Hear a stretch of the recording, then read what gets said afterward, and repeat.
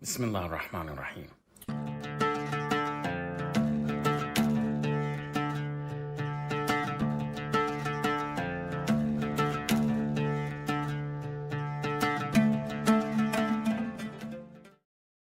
Salam, hello, peace to you all. Welcome to another edition of the program with many names, Iran versus the Epstein Empire. I think it's become now rebranded as Axis of Resistance versus Axis of Epstein. And certainly that's accurate given that we're talking about a regional war since the start of the Ramadan War. Back with me as usual, and first apologies for the delay in getting started. Please like, share, and subscribe since some of you may have dropped off of the stream and need to be reminded. Let your colleagues and friends and comrades know about the stream beginning. So do like it, share it. It's streaming on X as well as this YouTube channel. And with me as ever in this collaboration with Resistance is Fertile podcast are two of the hosts now, we should say, of Resistance is Fertile. We have Benji looking resplendent in his Palestino FC shirt, the famous watermelon shirt. Benji, great to see you. Thanks for your patience as well. And we also have Indi. Indi, good to see you. Yeah, good to see you. We're internally displaced now, so thanks for opening your home to us. At last we can claim victimhood. Then say that we are not on at Indication since that channel has been taken down now, as has the previous Resistance is Fertile. So people, be warned, you are on a toxic program. Let's hope we can make it through this broadcast today. But if we do, it will be not in small part due to the brilliant insights of our guest, friend of the show, returning to the panel, Alex Aviña, comrade, anti-imperialist scholar, historian of Latin America and specifically Mexico, feeling good after last night's victory. It's great to see you, Alex. Thanks for making time. And again, apologies for the delay that makes it maybe less convenient a time for you. Hopefully it'll be all right. Thank you, guys. No, thank you for having me. It only took 9 World Cups for me to watch Mexico win a knockout match. Only 9 World Cups. So it was quite the night. Thank you for having me, guys. That's great. That's great. That also was subject to a massive delay due to a storm. That was a 2-hour delay. So here on this program, we only had a 45-minute delay. So we are doing better than the World Cup. Well, Tlaloc intervened to help Mexico last night. So maybe he's intervening to help us today. Right. We'll see. That's right. Okay, well, it's great to have everybody on here. There's so much to discuss and talk about. One wonders, where should we even start? We could probably start with the most recent Washington memorandum. I had a chance to discuss it and some of the regional politics with Laith Marouf of Free Palestine TV. But I think there's still so much to digest also about what's going to happen in the region. But we've had this bizarre situation where, not unsurprisingly, since they've been, working against the resistance since they came into power, but this government of Nawaf Salam, the prime minister, and Joseph Aoun, the president, concluding an agreement, with Israel that gives it, recognizes colonial occupation of part of Lebanon as, not a problem. And ironically, this is defended in the name of sovereignty because they refuse to accept the intervention of Iran that they could be using as a leverage point as well. But in order to protect from, outside interference of Iran, they've decided to accept the outside, occupation and military bombardment of their territory by Israel. So, we're dealing in bizarro world and bizarro land now. But I wondered if you had any, other thoughts about, this kind of strange situation, and whether or not it affects in any way, really, the relationship, that Iran forged in linking the situation in Lebanon to the situation in its negotiations, according to the memorandum of understanding that, is really a memorandum of misunderstanding, with the U.S. So, any thoughts, from the panel about that recent news? Well, I mean, the first thing is we call it the Lebanese Authority now. I think it's not really that's a great Lebanon government. What are they doing? They're snatching defeat from the jaws of victory. The Israelis were about to be chased out by Hezbollah. The Israelis, like their presence. If you've been watching the John Elmer's videos on electronic intifada, I think it is. I mean, they're just getting clobbered and they're getting humiliated. Hezbollah's been using first-person view drones, not just tactically, but also psychologically. And the videos, I've seen a lot of what they call asses and elbows running of IOF soldiers. Oh my God, you're going to get banned here also, sorry. But so they were losing, but Israel has been quite open about they want to provoke essentially civil war in Lebanon, and they want to get essentially Arabs to do their fighting for them. They've been targeting Shia villages. They've been targeting just direct ethnically Shia neighborhoods in Beirut, and they're trying to divide and conquer the country. And sadly, the Lebanese authorities going along with it. I mean, I'm sure Light and people in Lebanon could say more. I doubt that this is a terribly popular policy, and Hezbollah is standing strong, and Hezbollah is essentially saying well, this doesn't apply to us. And I can't imagine the Lebanese army, which to be honest, I've only seen, I don't know what Joseph Aoun's experience is. I've actually only seen them retreating. I don't know if they do any actual fighting, and I don't think they'd want to be fighting against Hezbollah. But it's a strange situation where what I think is happening generally is all these sides are trying to consolidate political control over what happened in the 40-day war and in the 12-day war before that. And there's this real tug of war to consolidate political control, to get something not just on paper, but something enforceable. And you're seeing it in Hormuz as well. Yeah. Well, greetings on KK Canada Day. We are one KK Canada Day closer to the dismantling of this genocidal settler colony here in the north of Alia, I think I'm trying to learn to say. And that's very good news indeed. With respect to MOUs, whether Islamabad, Washington, or any other treaties that genocidal colonies have ever discussed, signed, or mooted, I think is the term.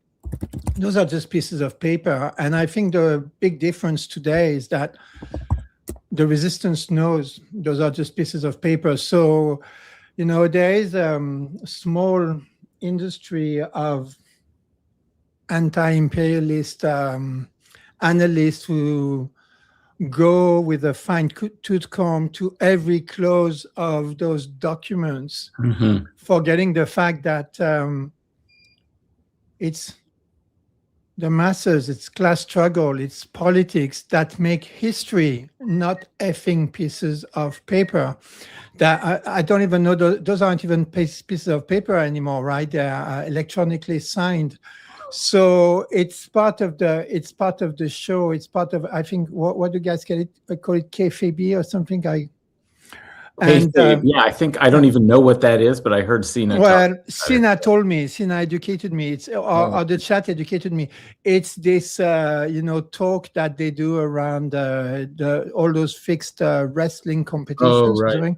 So they pretend they're gonna chop your head off or something.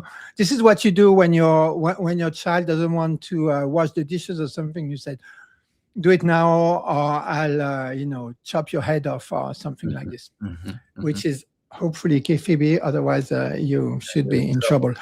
But everything is even for saying that. everything is upside down, you know. Can't make threats, but yeah. After, what was it, close to 3 years of live stream gleeful genocide in the name of civilization, should we be surprised that we have a ritual humiliation and abandonment of all sovereignty, of all independence in the name of national sovereignty? It's par for the course, I would say. So I wouldn't get too exercised about it. The resistance has said what they were going to do with it, which is, well, it's not even paper, so they can't use it for, you know, and they don't wipe their backsides with paper anyway, which is disgusting. So yeah, there we are. I wouldn't spend too much time on it, but the politics behind it are very interesting, because it portends a kind of possibly last attempt by the Gulf satrapies to hold, you know, pin their colors onto the genocidal Zionist mast. And in a way, it's kind of good, because they'll go down with that particular diseased ship. Yeah. I mean, you know, so I agree with that, and think that it's not necessarily by itself very significant, but some of the politics around it will be for inside Lebanon in clarifying, you know, the kind of end that this government is going to have, you know, as a result of increasingly being pushed to these extreme measures of exposing its total you know, dependency. It's treasonous. I mean, there's so many ways in which they could be prosecuted, really, if the tide changes. I mean, they broke every law. Like, it's according to the Constitution, you can't have direct negotiations with the enemy, which is Israel. They've made this announcement, but did they ever bring it to any, you know, body for ratification inside Lebanon? You know, so it's not even an elected government. So, I mean, this is really the politics inside of Lebanon are going to be interesting in how this clarifies and maybe helps people outside of the direct resistance mobilize politically to put pressure on. Apparently, there are a lot of protests taking place, and that don't include, you know, people who are supporters of the Islamic resistance and the parties closely aligned with it. So that's going to be interesting. But I wondered also if maybe there was some component or element, and maybe Alex, you might have some thoughts on this as well as your other remarks and reflections. But, you know, I wondered if this was also a little bit like, you know, Marco Rubio was out there in the Gulf. And as you pointed out, Benji, that this might be one attempt by the Gulf to try and still hang on to some system, you know, of the ordering of the Middle East that has a place for them, you know. And he, you know, whereas like J.D. Vance has been kind of saddled with the, you know, taking the losses, as it were, in the direct relations with Iran. And in a way, this is sort of like, you know, one of these two factions playing against one another as well, in a way. So there is sort of some internal politics within the imperial core that, you know, might also help explain or understand a little bit of the confusing character of this. But yeah, Alex, any thoughts that you had? I think it was one of your posts, Indi, where you gave a rundown of what treaties mean to white settler empires. And it's always from the perspective of populations around the world that are suffering imperialism and colonialism, these treaties should never be taken too seriously.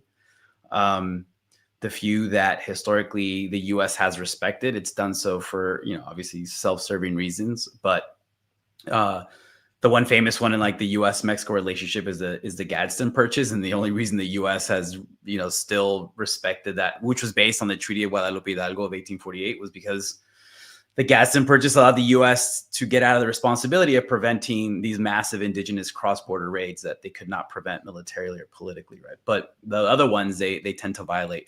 No, I think globally we can see the impact of resistance in that both Israel and the United States the resistance that they have met have forced them to change their approach.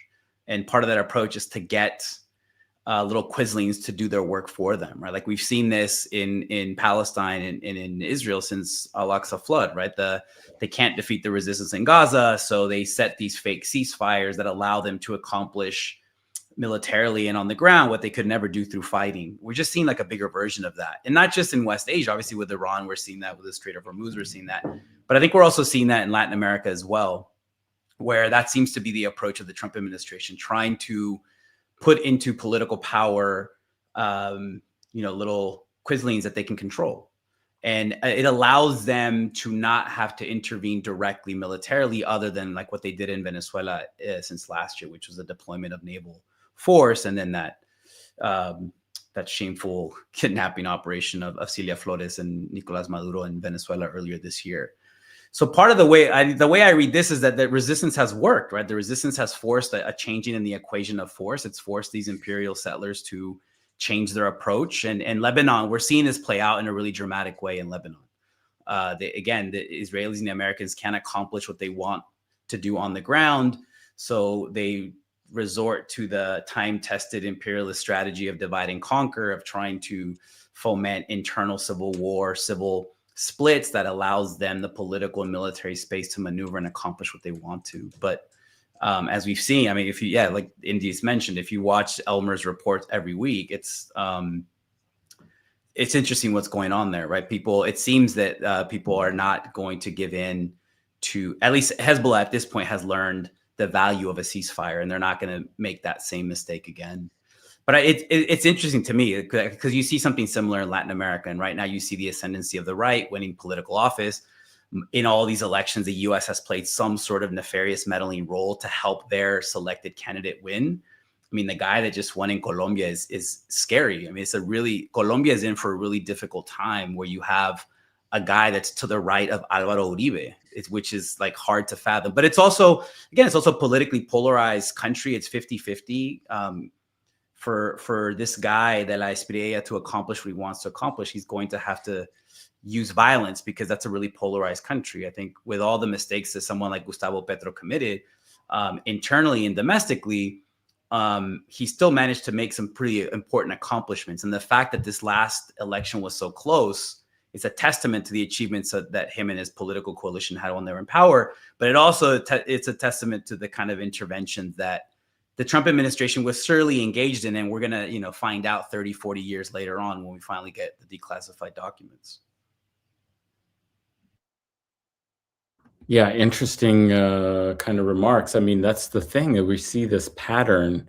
We see the kinds of patterns. Sometimes it seems most obvious and clear in the context of the direct interventions in the Middle East, but then you look more widely and you see very similar kinds of games and gambits attempting to control the political situation in a declining, sort of empire. But, I was concerned about some of the developments that have been taking place in Latin America. Maybe we'll have a chance to talk South America, Caribbean, a little bit more about the situation there. There have been some developments, and of course, this is, happening after a devastating earthquake in Venezuela, with two, I think of it as a kind of double tap, sort of, like one right after another, just as people are trying to recover, being hit again by an even stronger, earthquake, and that the resources and conditions in which public services can operate, and the machinery that they need, to move rubble and so on. And it reminds us of the situation in Gaza, where, people have been resorting to, trying to rescue people, with very limited means, and that the death and the destruction, the suffering is enhanced as a result of years of U.S. sanctions and, particularly recently, these being, Venezuela's sovereignty being, compromised by U.S. intervention. And so it seems that that's definitely an important theater right now to be looking at. In the past, I always thought, and I've talked with you, Alex, in the past, that sometimes the U.S. empire being embroiled in these interminable major direct wars in West Asia, like the Iraq War and invasion in 2003-4, sometimes may have created space within the imperial system where there was weakness or inattention, and popular forces could, put in, left-wing governments and so on, the pink tide, the Bolivarian revolution being able to continue making gains, when the United States was busy with its, regime change wars in the Middle East. But, even though this is a weaker empire, its savagery, seems to be spread very widely around the world, and we're not seeing the kind of opening of more possibilities for peoples and solidarity, but there's right-wing reaction, and we're witnessing that. What do you put this down to? The success, I don't know, I wouldn't call it success, but I mean, there have been some setbacks, when it comes to, losing Gustavo Petro, for all of the criticisms people may have had. He was, somebody who at least publicly criticized Israel's genocide in Gaza, and we don't see that kind of solidarity. And it's so interesting how the question of Palestine cuts in South American politics as a way of organizing. You can say where the right wing and the left wing arranged themselves was, right wing in solidarity with the Zionist project, and, popular forces expressing, great solidarity with Palestine. So how do you see what's happening recently, in the area that you study so closely? No, I think the region, I think we've talked about this, Adnan, since last year, right? The warnings that that Latin America regionally was on the precipice, and we're seeing this play out, right? Like, we have the Brazilian presidential elections later on. It seems that, like, Lula is doing the fact that it's Lula running again is somewhat problematic given his age, but the polls look better now that they did a little while ago. He has some separation, but right now, it's like, if you think of, Venezuela's occupied, Cuba is being strangled in genocidal fashion. And despite that, they're still sending brigades to help out in Venezuela, right? There's still that impulse or logic of solidarity and internationalism still exists within certain parts of Latin America. And we're seeing this being expressed in helping Venezuela out during this horrific tragedy of earthquakes, right? So Venezuela sending help. Mexico sent over a group called Los Topos, which is a group that has a lot of experience dealing with earthquake recovery and helping get people out of the rubble. They've been rescuing people who have been under the rubble for dozens and dozens of hours in really dramatic fashion. So there is that still exists.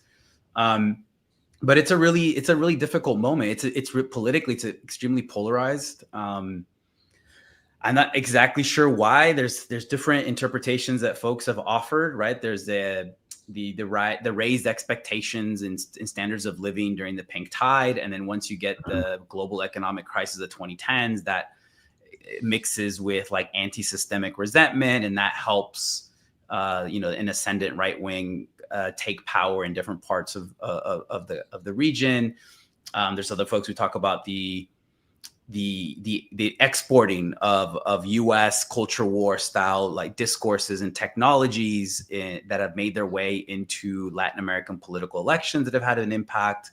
But nonetheless, at the grassroots, at the popular level, it's extremely polarized, right? So even though at the high political level, it looks like it's just Mexico and Brazil as kind of the social, let's say, social democratic left, and then we have Venezuela that's occupied, and we have Cuba that's being strangled.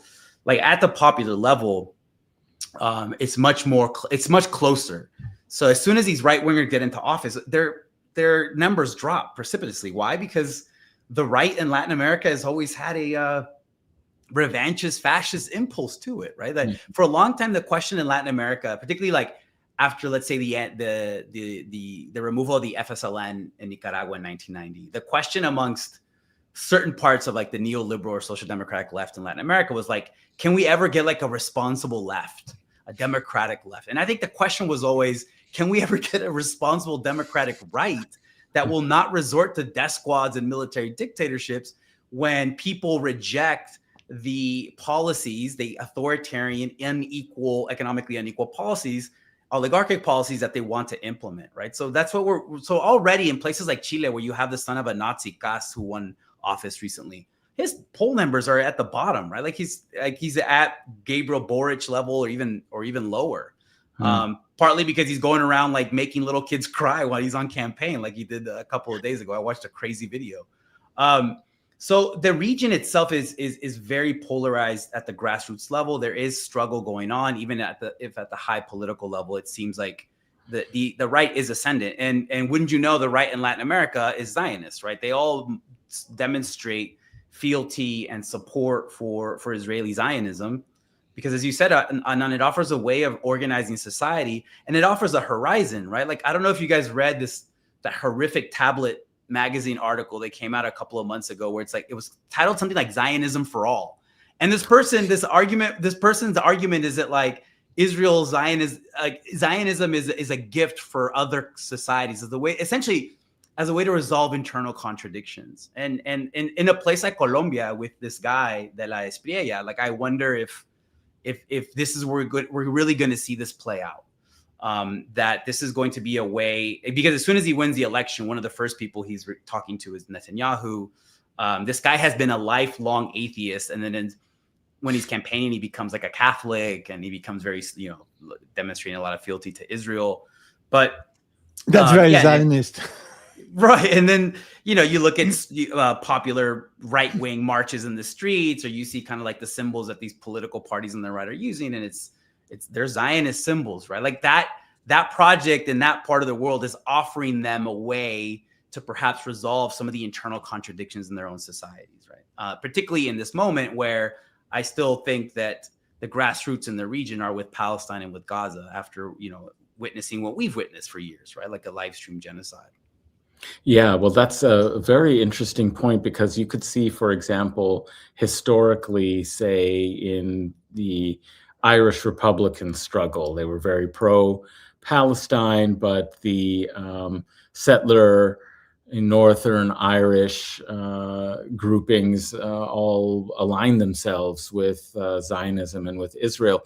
And I think in Latin and South America, we have to kind of remember, I don't know if you would agree, but I think we have to remember that despite many of the Bolivarian revolutions of the 19th century, that it was led in some sense, Republican politics breaking away from the Portuguese or the Spanish Empire, particularly the Spanish Empire, was a planter settler class, right? That, that these were settler colonies, and that some, resonances, even if it's a little bit different in structure than, say, the United States or Canada, where there was a larger indigenous population in many places that managed to survive, where there,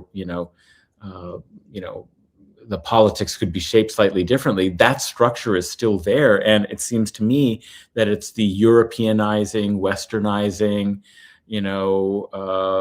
descendants of the planter class, the elites, and those who migrated with the hopes and aspirations of joining those sorts of elites that identify with Europe and Westernness, Europeanness. And that has now come to mean, that you are Zionist. That's the kind of ideology that holds together that and Islamophobia. And it is, in fact, actually, if you look at the studies that have examined the so-called Islamophobia industry, is that they are very closely tied to Zionist organizations and funding and so on, because there is a clear relationship between Islamophobia as an organizing principle for Western politics and being and identifying oneself as a Western state on a frontier zone fighting, Islam and the Muslims. And so in some sense, this is like how you affiliate yourself with Westernness,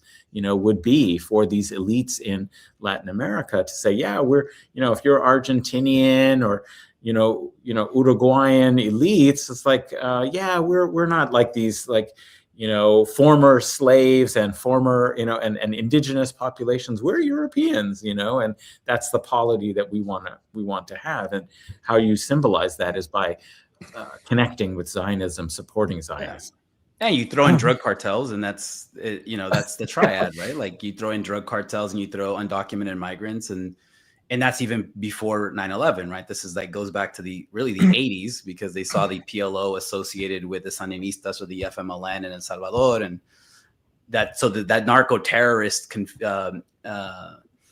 imaginary really begins toward the end of the Cold War, but it's like under Trump, it's recuperated like a new power, right, as an organizing principle to bring together all the enemies that Trump and his people see into one convenient enemy. I mean, it's really like everyone's a narco terrorist potentially, but what animates it is the Islamophobia, it's the undocumented migrants, and it's these evil brown men and drug cartels that are poisoning poor Americans with their drugs. I think every cult needs like some crazy belief at the center of it, and Israel is like a nice belief for like other cults to draw from as well. I think Benji, you want to introduce the fundraisers, yeah? Yeah, and I wanted to say a few things about Latin America, but first the fundraisers. So tonight we are promoting two fundraisers. One is for Mohammed Al-Kafana and his family in Gaza. And Brother Adnan, can you send the link in the chat? And the other one is for Lana's mother, who needs urgent medical treatment.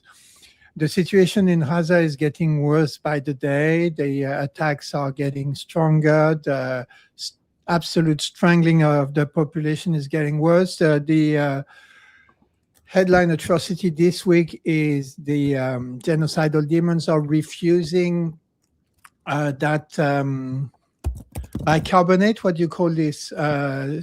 Bicarbonate soda, I'm not sure what the term is here, enters Gaza, which means that all the dialysis machines will have to shut down, threatening the survival of, I think, over 600 dialysis patients. So the situation is absolutely horrendous. And at the same time, there are all these attempts by the board of PIS and to create those disgustingly named shelters that are really high-tech concentration camps on the false promise of security, food, shelter, education. And we can do something materially to help resistance as existence simply by sending cash to our siblings in Gaza. For those of us in the belly of the beast, all we're doing is we're sending some of that blood money, even if we didn't get too much of it ourselves, back to those who are actually resisting on the ground. So give anything you can. As I always say, $1 is not too little, because folks in Gaza can see the fundraisers and they know that if you donated only $1, it wasn't to spite them, but it was because that's all you could give and you went to all the trouble of donating. So please, please, please donate generously to those two fundraisers, whether you do it in the live tonight, which would be absolutely beautiful, or later as you listen to this stream. May I say a couple of things about Zionism and South America? In the relationship between the Zionist entity and the South America goes back a very long way, actually. Throughout the 60s and 70s, the Zionist entity did a lot of the imperial dirty work in South America and participated in Operation Condor, which was an international imperialist operation to basically decapitate. I've heard that word before. Decapitate and more than this, kill, disappear, torture, terrorize all the left-wingers in many different countries. I mean, it was Argentina, Brazil, Chile, Paraguay, Bolivia possibly. And so it was a continent-wide operation, and it was armed and trained and supported by the Zionist entity. In fact, at the time, the US used the Zionist entity to do covertly what they didn't want the US public to find out about. And you said earlier, Alex, South America needs a half-decent right wing, but at the same time, I don't see how they could get it, because the job of satrapies in South America is to basically manage neo-colonies, right? It's to basically plunder the land, extract I would the never make resources. that argument. And you would never make what argument? That they need a response. I was being kind of that can, sarcastic about it. No. What I mean is they can't have it. They can't have it because, you know, what's on the menu for Central and Latin America is exploitation, is making the extraction of resources cheap, as Ali Kadri said brilliantly in his introduction to his talk at the it wasn't Islamabad, what was it, conference in Pakistan, the anti-imperialist conference in Pakistan. In Lahore, yeah. In Lahore, I'm sorry for forgetting, brothers. And to make resource extraction cheap, you need to weaken the people. And I'm kind of, you know, I'm wondering, Petro, who turned out to be kind of the wettest of all wet left-wing presidents, actually came out of the armed struggle. And what I'm wondering is, by basically, you know, stealing elections from pretty mild social democrats, as they did in Ecuador, as they did in Colombia now, as they did maybe in Chile, although Boris did his you know, his part, as they did in Peru.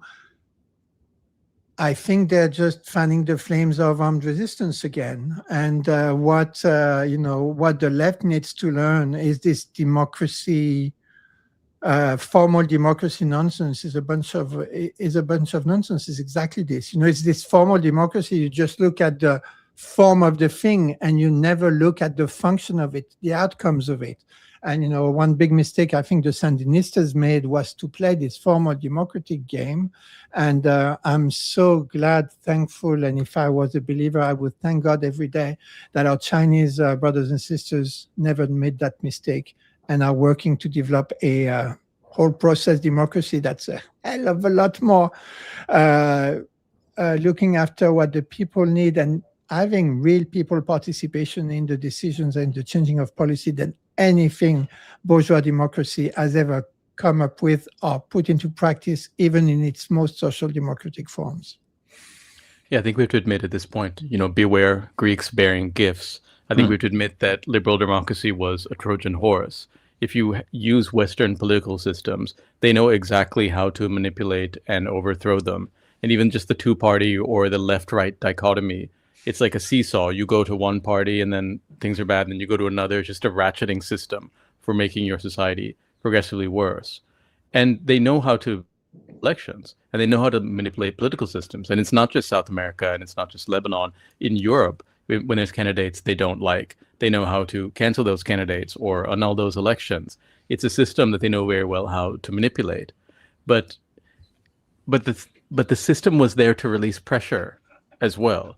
And that pressure is building up. People can increasingly see that liberal democracy is a farce. People can see that they don't get their concerns addressed.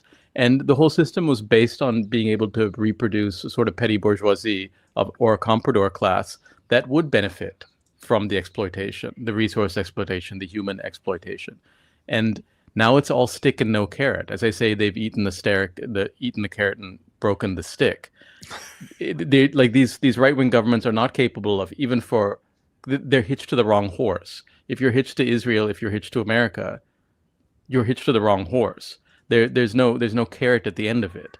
They're actually just, there's no material benefit that's going to come from corrupting your country. You're just going to corrupt your country and to your material detriment.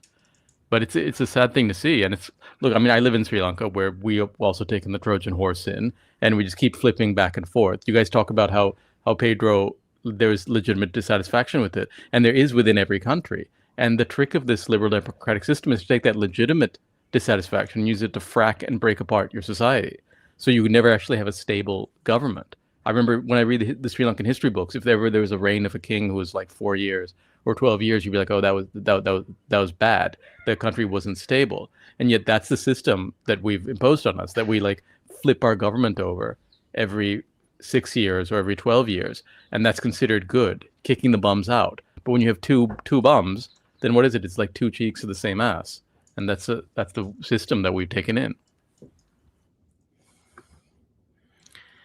Yeah, I think, and we're seeing that even the incompatibilities that you're pointing out, Indi, of importing these Western systems of statecraft, politics, the organization of society, politically not working and not having much legitimacy once people see the deleterious effects and consequences that they've been experiencing there. But the most propagandized population in the world, that is the people of the West themselves, who, were taught to really believe, in this as a superior system and mode of governance, are also now, themselves recognizing, maybe even if they don't, want to abandon some sense and idea of democracy, do, recognize and understand that 20, 30 years of politics,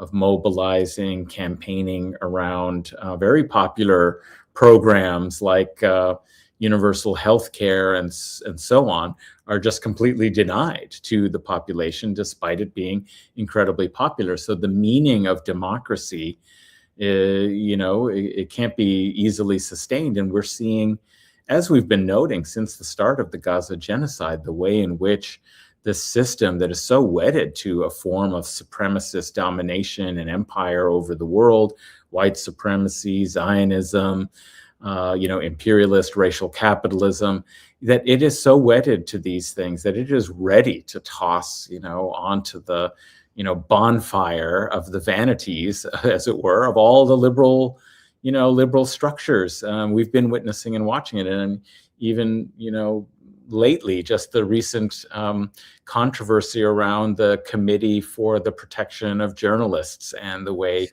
in which they have tried to, declassify or reclassify journalists in Palestine, in southern Lebanon, as, ungrievable would be the words in, like, of victimhood, ungrievable victims. They're not. And to put a target on them, and to put a target on their backs. That's the other side of it, is that it's not only just delisting them, but even saying that, it's actually okay to kill them. That's the upshot of it.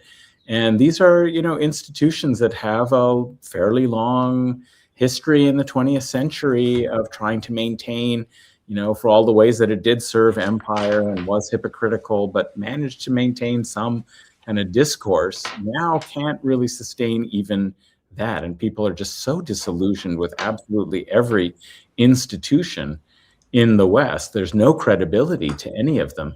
It just makes me wonder, are we on a tinderbox, or are we just so depoliticized and atomized by neoliberal capitalism that it doesn't matter? You don't even have to keep up the pretense. There's just no contestation, in the imperial core. And yet, when we had those ICE raids and things like that, we did see communities, coming together to protect people. And so that's the kind of thing that gives you hope. But, I just wonder, where we go with this kind of sclerotic politics that we witness in the West. Like, out of this, what are the hopeful trajectories that we could build on? Because it's very disillusioning when everything, is crumbling and there isn't actually a real left that is organizing. Some people have been looking towards a few victories, recently, particularly since Mamdani's mayorship, building some kind of, like, he promised Sharia law, but he hasn't delivered it. I know. Typical politician. Yeah, that's right. Made big promises, He was eating with his hands and, with a rolled up sleeve, and you thought people are still using forks in New York. Like, we haven't won. Yeah. We're not all sitting on the floor. Yeah. They're still wiping their backside with toilet paper. 4 donations already. So shout out to all the siblings who have made donation. Can you also put the link to the other donations, brother Adnan? But we're starting strong, and keep it up. Yeah, thank you, everyone. So when you talk, I think like what we're seeing happening is soft power is being replaced with hard power. And what I liken it to is the way our own sun will die, which is at the end, as it becomes unable to burn like hydrogen, it'll start fusing heavier elements like helium. And in the process, it will outgas more and it will suck up the inner planets. That's what I think is happening to Latin America and Europe and the Gulf satrapies. As the thing is collapsing, it has to fuse heavier and heavier elements for energy, because the soft power is good, right? The soft power was easy. You could rule through like a bunch of naive college graduates and bureaucrats rather than, you know, helicopters and bullets and bases. It was the soft power was good. And all of this stuff, it kept the sort of natural resistance to the empire contained and where you can see it. There's a saying in American politics that it's better to have someone inside the tent pissing out than outside the tent pissing in. And so they did have a tent that could include its rebellions. They did have a tent that could include people who cared about racism, who were anti-imperialist. They had an imperialist tent that could include anti-imperialists, and the soft power was effective. And now the other thing about soft power is it puts the rebellion or the resistance where you can see it. It puts it in elections where people put signs on their lawn. It puts it in media where you can track it and follow it and respond to it. With the repression, it's not that like resistance or dissatisfaction isn't there, it's even greater, but now it's where they can't see it. So there is a loss there. Even though it looks like they're winning now, it's actually a sign of collapse that they have to resort to fusing heavier and heavier elements and using less and less soft power. Is that in fact a loss of power?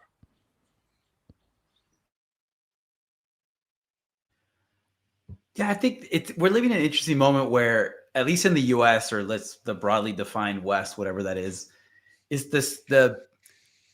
I wonder if there's like a slow realization that these places are no longer the drivers of history. And how do you deal with that? Like, how do you deal with the fact that we are no longer the center of the world, able to dictate terms that have been happening, at least from the US perspective, let's say since the 1980s?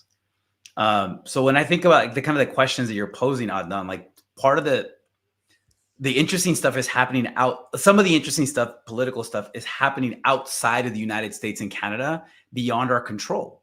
And like, you've taught me, Adnan, to expand my historical scope all the way to like the 800s and 900s AD. Okay. Like, how do we know how do empires fall, right? Like, the empires generally fall because they're getting attacked from without, right? Obviously from within, there's divisions, there's this and that. It kind of like decay, whatever, however you want to describe it. But like, they get defeated from without. So how do we deal with that for those of us who are inside the entrails of the belly of the beast, to go back to Benji's use of Jose Marti's term, right? Like, you overthrow your government and greet us as liberators, man. Same advice. Same advice you give us. Sorry, my cat is going feral.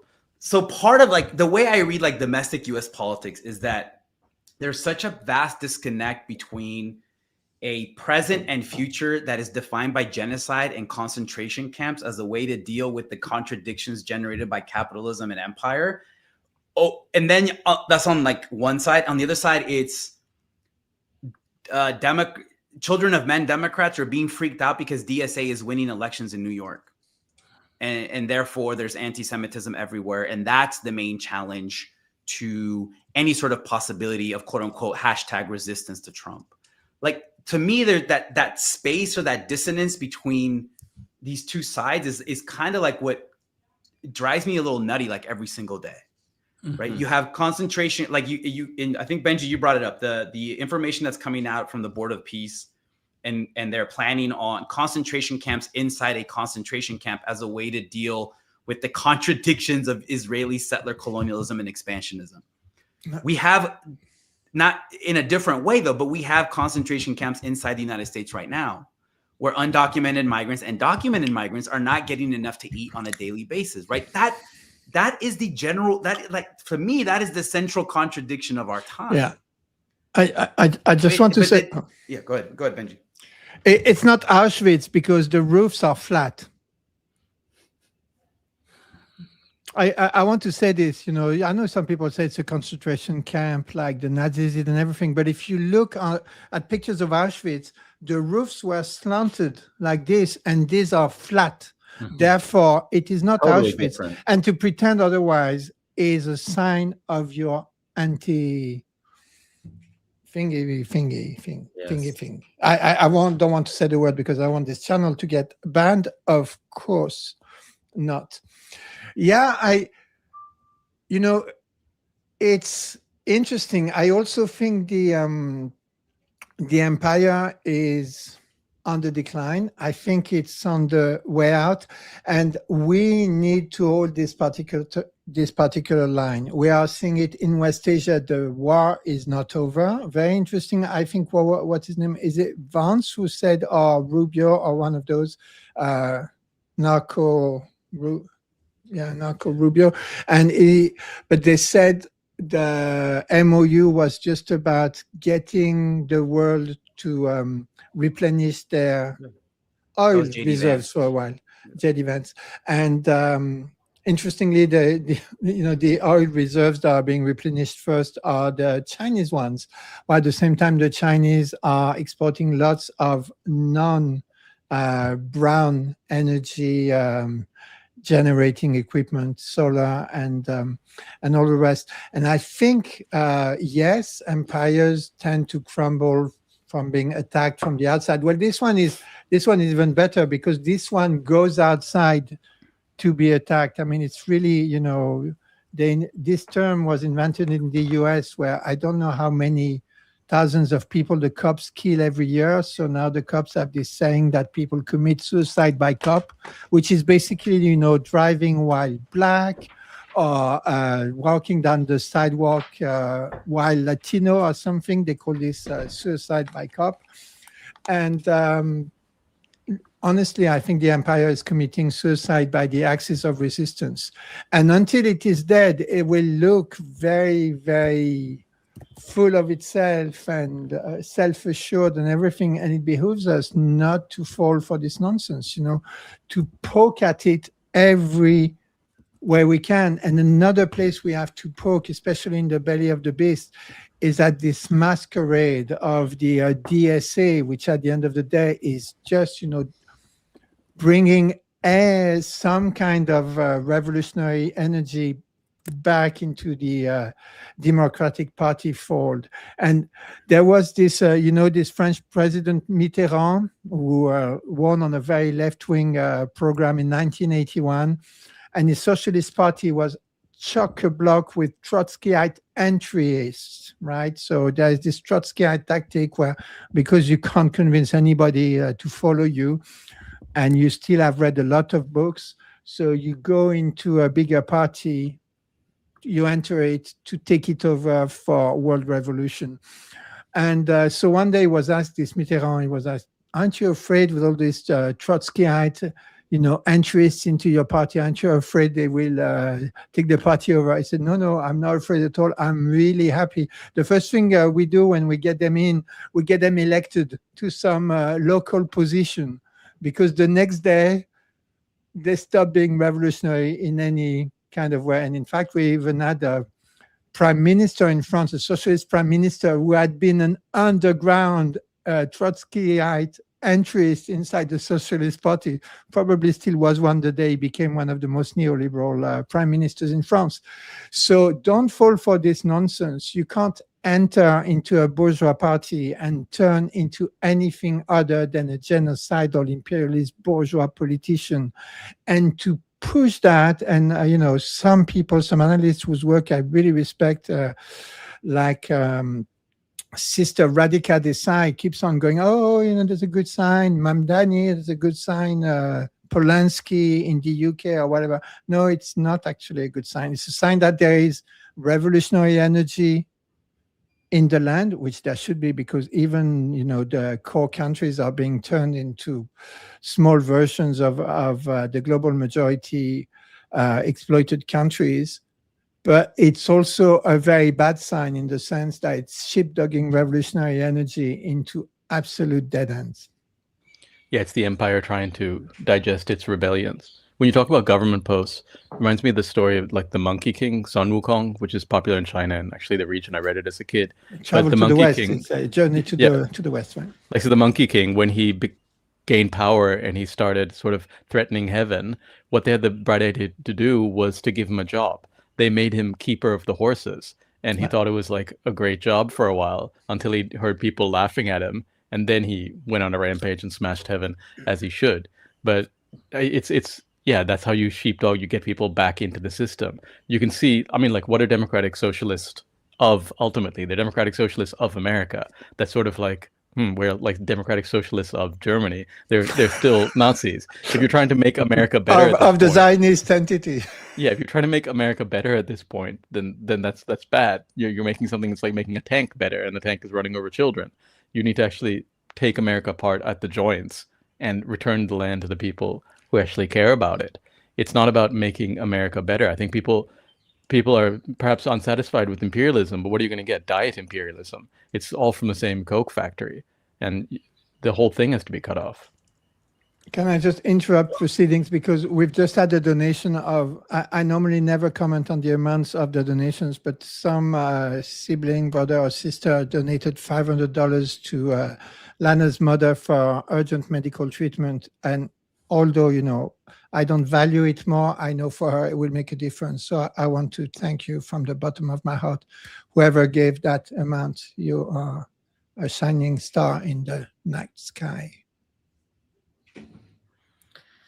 Yeah, Alex, I don't know if you had any other sort of thoughts here. I mean, I think we're all probably pretty jaundiced on, mainstream electoral politics. But I think the problem is that people don't seem to have other organized alternatives that their energies are going into.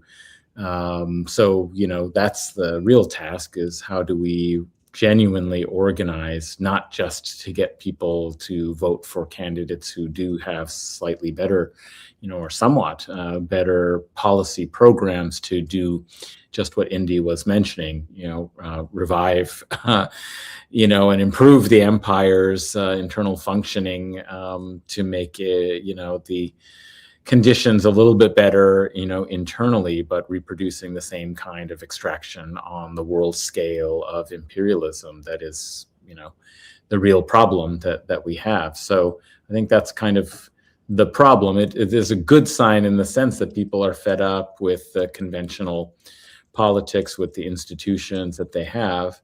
It's a bad sign in that we haven't provided other kinds of militant alternatives that are effective. I mean, there are militant alternatives. They haven't yet proven themselves, very durable or effective so far within the imperial core. But then again, the work is going to be done perhaps by the resistance outside.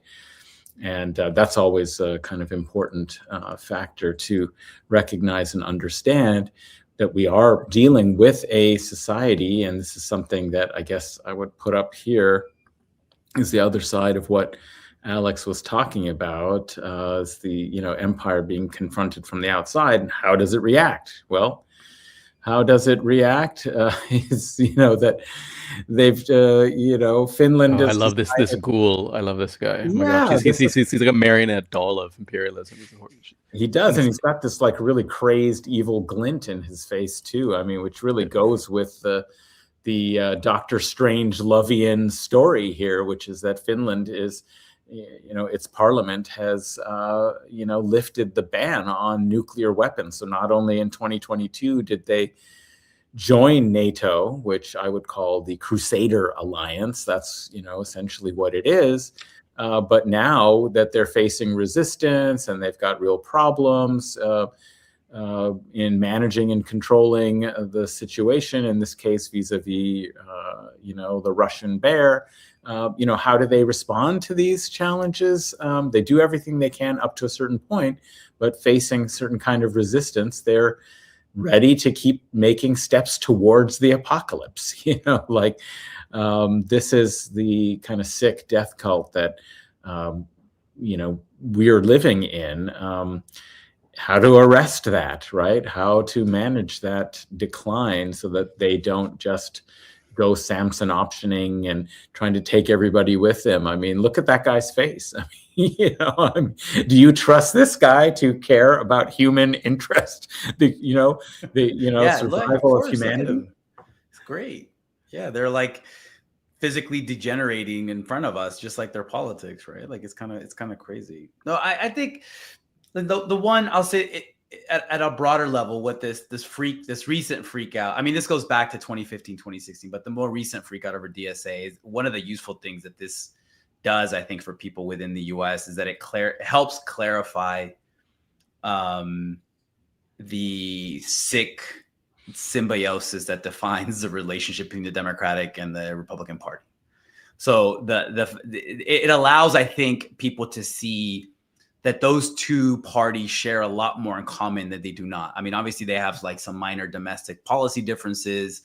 There's individuals that might be a little better than the others, but I think that the freak out perhaps helps people internally to start to see what that old bearded German talked about, democratic elections being a humbug, right? Or a swindle. Like, so I don't know, maybe that's a productive thing, right? But it's going to take a long time. But I do think it does potentially offer a clarifying function. And you see it, like, for me, the type of work that I've done on like migration policy and borders, quote unquote, border security. I mean, there's not much difference between the two parties, and it's been this way since the 1980s, right? There's this discursive or rhetorical differences, but if you look at the numbers, yeah, like Obama was the result. It doesn't matter, right? Yeah, it doesn't matter. They're brutalizing, maiming, and killing migrants. Migrants that in many instances feel bad about it. Okay, the Democrats but they feel bad about it, or they throw smart. They feel bad about it when the Republicans are in power. Right. Yeah. They'll go to the concentration camps and cry and make a big show of it. And then they get into power and they do the same shit. But then when they lose, then they will rewrite that history like we get with Biden now. And apparently Biden lost because he was too liberal with immigration policy, which drives me insane when I hear that. I'm like, what? Like, what are you talking about? The U.S. has a ratcheting system where they just keep moving further right. The Republicans have the only ideas. The Democrats follow slightly behind them, and it just ratchets them into fascism. Right. Yeah, that's the Nairist quote, all right, about the U.S. has two single party rules, not just one. With the extravagance, what do you say? Typical American extravagance. They have two of them, as opposed to one. But the other important point, Indy, that I wanted to come back to that you made is a question about soft power, and it's really interesting to me that the Trump coalition or Trump supporters view soft power not just as ineffective, but actually as an enemy, right? So like, I don't know if you guys saw for the last couple of weeks, but there's this been weird thing on Twitter where these right-wing accounts have been saying, oh, look, as soon as we got rid of USAID, all sorts of right-wing governments were elected to power in Latin America. And just like, as a historian of Latin, like especially Cold War Latin American, this shit kind of drives me insane, right? I'm like, what the hell am I? But I think it's really interesting, right? That they are. This is the suicidal impulse that Adnan, that you talked about. That they have chipped away at the very intellectual and soft power edifices of U.S. imperial power. So so what we're left with is hard power. What we're left with they're not sending their best, as Trump would say. We're left with is kidnapping operations of political officials. We're left with aircraft carriers in the Caribbean, right? More extrajudicially executing more than 200 people without due process, just on the charge, the trust me, bro, from Pete Hegseth, that these are so-called narco traffickers. So but that soft power, decline of soft power, is also happening domestically. It's just it's getting really ugly. We don't see it yet, right? But you see it in certain localities. You see it at the local level. But that so-called soft power of U.S. hegemony domestically is also withering away. And again, so perhaps again, as one potentially productive function of the DSA, beyond its own stated reasons for existing, is that it helps clarify how these other two parties have been. They work together to keep up this exploitative, genocidal present. And obviously, Gaza is another one. That's like another process that allows us to see how they're the same. So this is what I'm also thinking about, right? That there's an urgency of we're back to that socialism or barbarism question. It's just like Mhm. the terms of it are a little different. It's like, I don't know if you want to say socialism, you can say whatever. It's socialism or concentration camp future, genocide. Yeah, and I think Whatever. people need to realize, like, with the DSA, people like, if you watch Fox, they're radical communist Marxists. They're going to accuse you of that stuff anyway, right? So you might as well just be a radical communist Marxist, right? Like you might as well just go for it. But Mike actually, Johnson gave a speech the other day where he's listing off DSA points from a platform of theirs, and it's like, Yeah, that's actually an endorsement. People are like, wait, I like healthcare. This like, is awesome. What are you talking about? Yeah. Oh, they want multi-party democracy, parliamentary system. Oh, yeah, that sounds horrible. It's like, yeah. To what you were saying. I think I forgot. Oh gosh. Okay. Wait. I had something. We had another fairly big donation, so thank you very much. And we've had some very small ones, and thank you in particular to those who make very small donations, because I know you're giving absolutely everything you can. So that's a sign that you care, and I really love those small ones. I wanted to say something, about the soft power. I think, at the end of the day, the Soviet Union saved imperialism from itself. This is the truth of the matter, right? And imperialism tried everything, tried to get rid of it by, the US funded, equipped ideologically that movement, also known as the Nazi movement, to go and take out the USSR. And when that didn't work, they joined the winning side, because that was the only thing they could do. And they had to establish a new kind of historical compromise with the working classes in the core, which they, of course, funded through the imperial rent, right? But the fact that they had to do this, which kind of went against the, canonical Marxist predictions, somehow gave capitalism this strange sense that it was eternal, that it could forever shape-shift and adapt to a situation, that it was this source of infinite innovations and all the rest of it. But actually, as soon as this systemic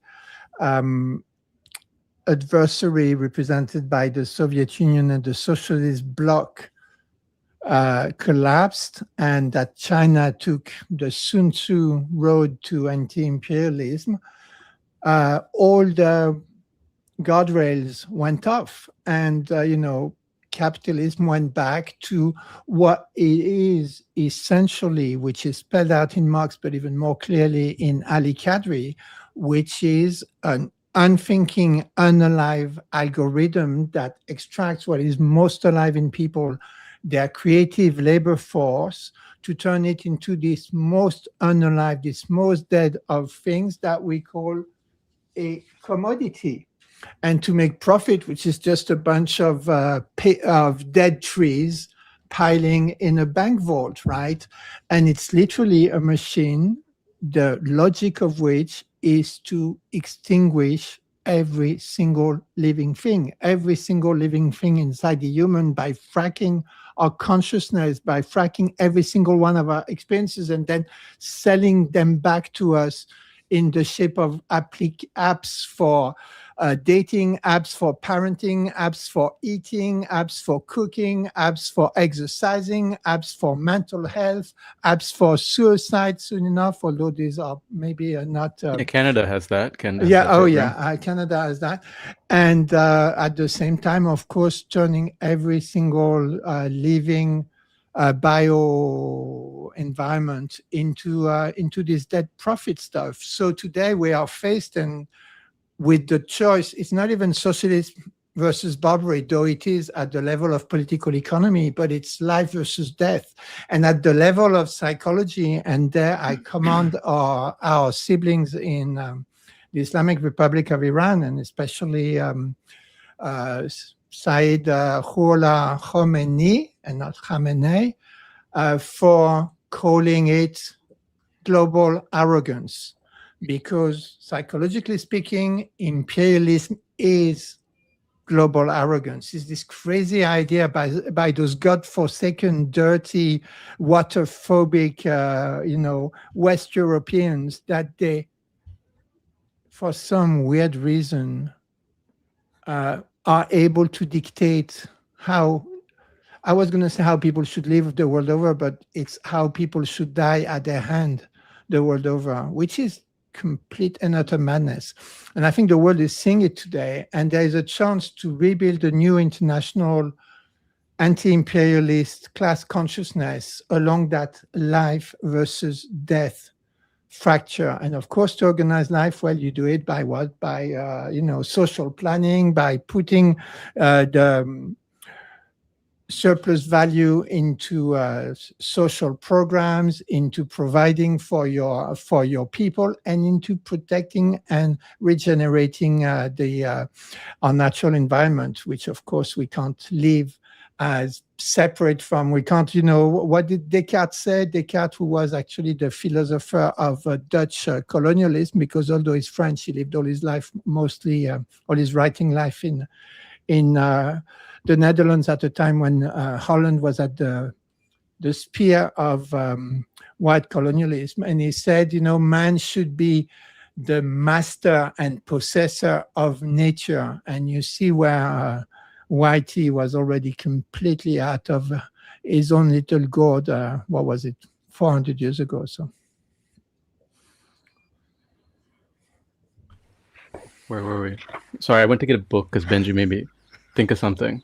But he was talking about commodities, right? So one thing we discussed is that, like, I think capitalism is actually sort of form of artificial life, as in these things are around. Mm-hmm. And it's fascinating. I was just reading this book. I mean, this is a bit of a tangent, but it's by Denise Schmant-Besserat. So it's talking about like the development of writing in like negative 9,000 BC, and it was like. It came with the commodity. Let's be honest. Yeah. So, okay, come on. Let's not get territorial about it, Adnan, please. I think what's fascinating. Okay, so actually, this is good for you. They're called abnati, not adnati, but abnati. These things which are, and then so this author calls them tokens, which is fascinating because it's in. I mean, AI is also tokens, right? But one thing they said in the intro is, so when they started representing the idea of quantity apart from any specific commodity.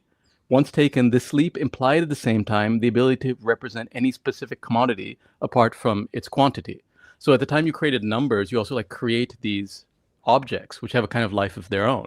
And I often think if you were like an alien anthropologist and you looked at the human fossil record, would you really know that sort of the grave goods and the tokens and the swords, why would you say, I mean, why wouldn't you, if you look at Earth now, why wouldn't you say the cars are alive, right? Any child thinks that they're alive. Why would you say that humans are the operant process? And I mean, I think Kadri I've only read a bit of it, but even this idea of waste, like what we breathe in as oxygen is waste from bacteria and so on, right? So it's this evolutionary cycle. And when I was a kid, I always thought like cars and objects and commodities were real. And I think I was right. Like I think there is this other sort of artificial life force which wants to eat the natural world. And Marx, I think, especially when he talks about it, or even the Islamic philosophers, there's this idea that, you have to control this thing. Whereas when capitalism, it's the idea like, no, just like let it grow. Let it keep doubling every like if you have 4% growth, I think that's doubling every 20 years, 25 years. That's a cancer. And that's the thing that they sort of unlocked when they had the first joint stock company in 1602, the VOC, whose coins are still all over this bloody island. And it's just the idea that you should keep doubling and consuming resources. So just to return to what we were talking about like, will it collapse from within? Will it collapse from without? I think it needs the without, right?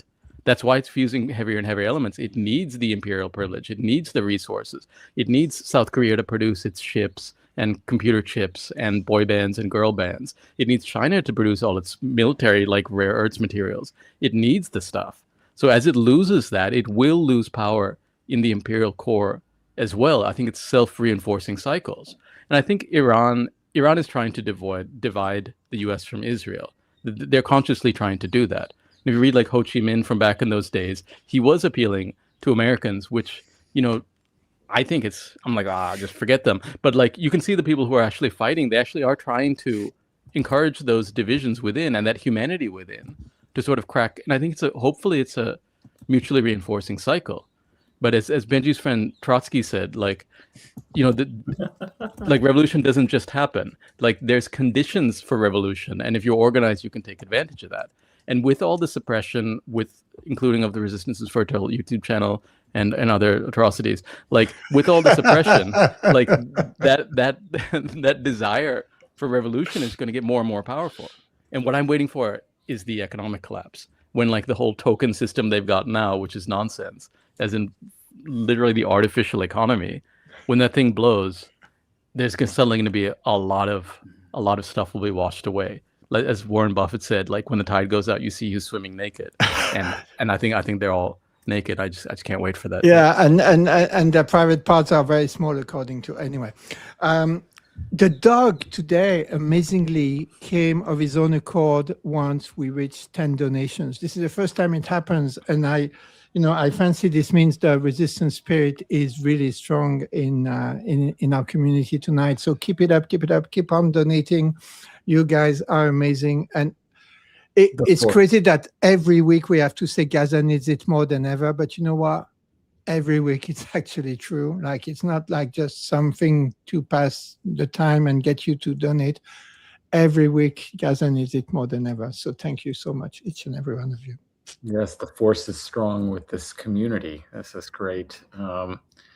Yeah, we talked a little bit. Those were some interesting reflections, Indi. I mean, we talked a little bit about some of those things, like the geopolitical economy of tech, with Syed Mustafa Ali on my last office hours, and this Pax Silica, right? This kind of idea that you need to construct some kind of network that's in your imperial control for the entire range of the supply chain for feeding this artificial intelligence kind of economy and high-tech computing, and that means all the rare earth minerals, and that there is like some 13, I forget how many countries are part of this Pax Silica, with this peace accord, as it were, like being part of a military alliance of the empire, in order to organize this. And of course, it's being disrupted by what Iran is doing in terms of threatening to cut these cables, to attack these data centers, the energy resources, and so on. Iran is disrupting this kind of Pax Silica. And of course, the other side of it is the whole Chinese tech model, which is outside their control, is a massive rival that they have no answer to other than to try and fabricate some kind of new global alliance of the Pax Silica. So I think that's a very interesting kind of issue. And it's also, what's interesting is the way in which these key commodities that are so important for the nature of the modern economic and social system, end up being things that kind of rule and govern over other social relations. It is very much like what Marx talked about the commodity fetish. The commodity sort of takes on this kind of like, and is anthropomorphized in some ways, in the way that it acts socially in the world, in the way that we've constructed and created these fictions around it. And likewise, those ideas that I think we're beginning to see in a new way when we think about how AI is repatterning our own kind of thinking and social life,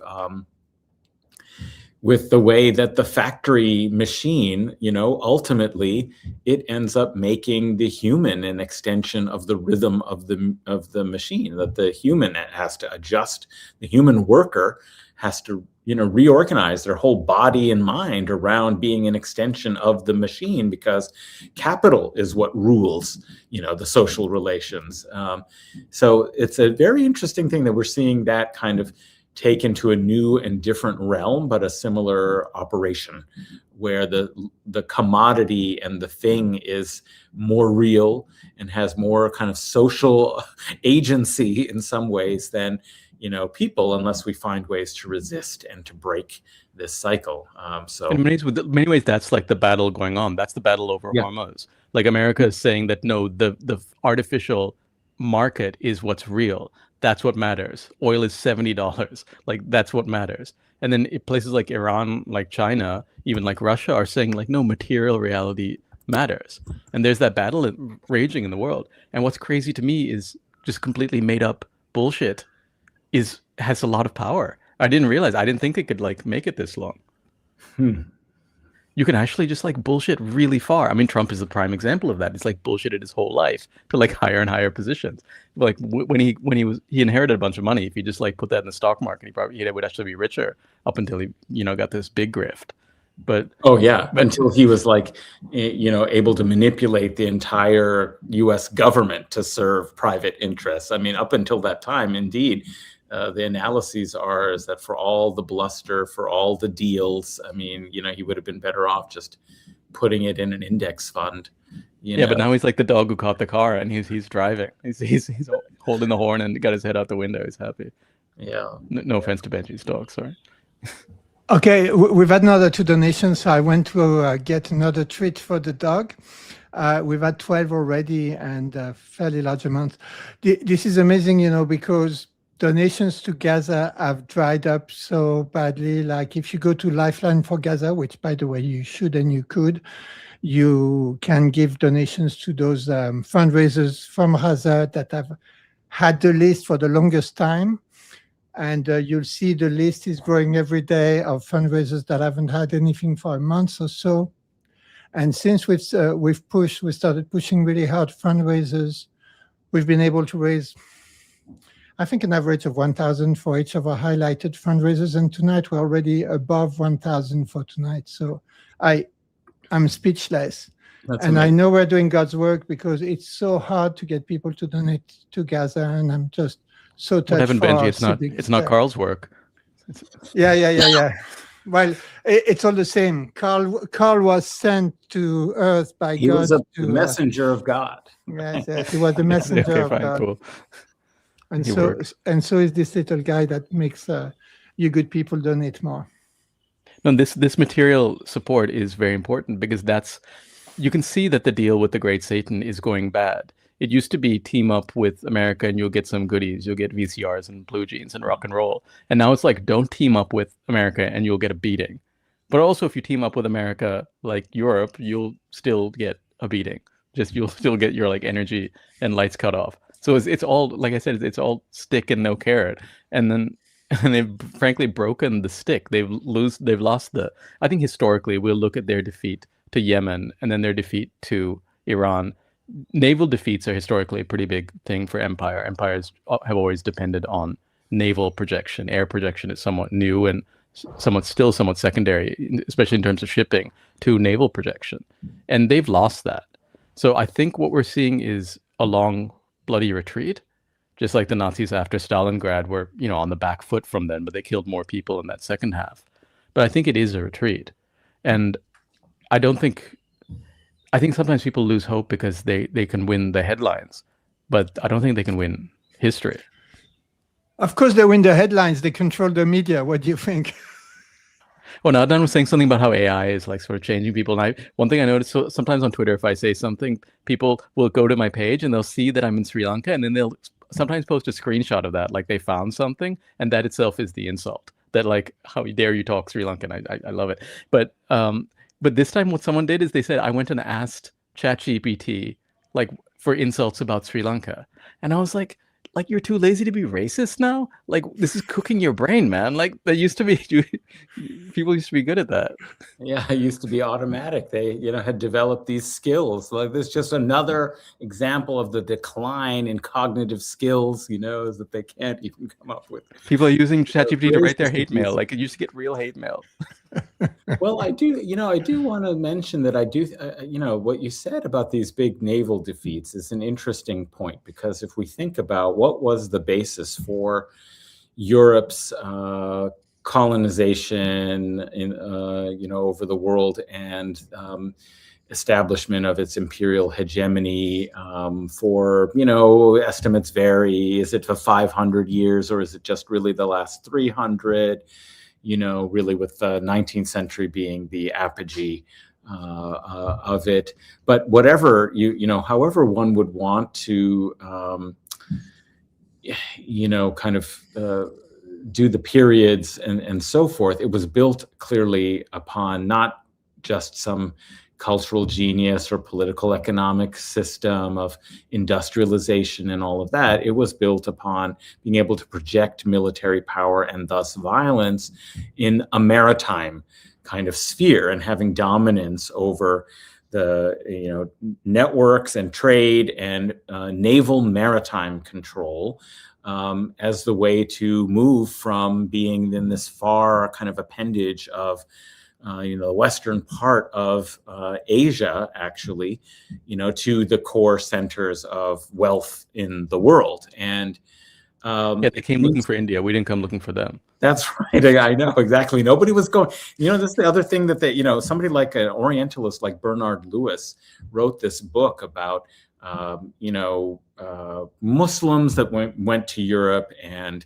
kind of as a counterpoint to the travelers and the missionaries and the geographers and voyagers and all this great, wonderful exploration, you know, that took place, and curiosity about the world, supposedly, that motivated Western European kind of movement and ethnography, early ethnography, right, describing other peoples and so on. And, you know, he tried to answer this question and talk, you know, about, well, why were the Muslims, from his perspective, and Islamic people of the Islamic lands of the East, so uninterested and incurious? You know, there must have been a problem with them. It was a pathology that, you know, this is what allowed Europe to become so dominant, was that they were so interested and curious, and they could learn and figure out the other, you know, and use that knowledge to dominate, to expand. Yeah, they were poor. Well, no, actually, I have a theory about this, right? I mean, yeah. Well, let me tell you what Bernard Lewis, okay. You know, Bernard Lewis's theory did not include the idea that maybe the good life was already being had in the East, and there wasn't much that, in fact, actually the West, through many millennia, could really contribute to the world economy, to culture, etc. When you look at the early medieval economy, before the so-called European takeoff, it was an appendage that was a resource sort of colony, in a way, to the more developed sectors of the global economy. What they provided were furs, timber, some, you know, metals that could be mined, if you could actually organize people to actually mine them, and slaves.